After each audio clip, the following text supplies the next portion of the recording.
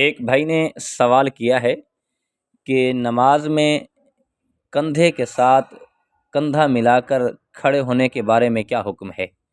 یہ کندھا ملانا چاہیے یا نہیں ملانا چاہیے؟ مہربانی فرما کے رہنمائی فرما دیں، اور اس کا شرعی حکم کیا ہے؟ السلام علیکم ورحمۃ اللہ وبرکاتہ۔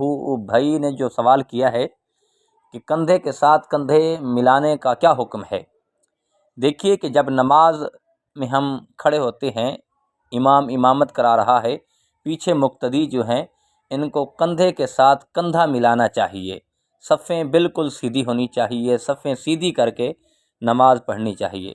حضرت مالک بن ابی عامر انصاری رضی اللہ تعالی عنہ کا بیان ہے کہ بے شک حضرت عثمان بن عفان رضی اللہ تعالی عنہ اپنے خطبے میں ارشاد فرمایا کرتے تھے، جب نماز کے لیے اقامت کہی جائے تم صفیں برابر کر لو اور کندھے کے ساتھ کندھا ملا کر کھڑے ہو جاؤ، اس لیے صفوں کو سیدھا کرنا نماز کو مکمل کرنا ہے۔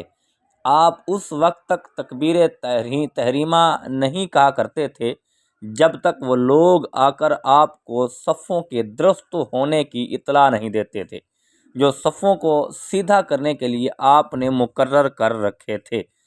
حضرت امام محمد رحمۃ اللہ تعالی علیہ نے فرمایا، لوگوں کے لیے بہتر یہی ہے کہ جب مؤذن حی علی الصلاۃ، حی علی الصلاۃ، حی علی الفلاح، حی علی الفلاح کہے تو نماز کے لیے کھڑے ہو جائیں، صفیں درست اور سیدھی کر لیں اور کندھے کے ساتھ کندھا ملا کر کھڑے ہو جائیں تاکہ نماز مکمل ہو جائے۔ نماز کا صحیح طریقہ جو ہے کندھے کے ساتھ کندھا ملا کر پڑھنا ہے، اور اگر صفیں ٹیڑھی کرو گے تو اللہ تمہارے دلوں کو ٹیڑھا کر دے گا۔ دعا ہے اللہ عمل کی توفیق عطا فرمائے۔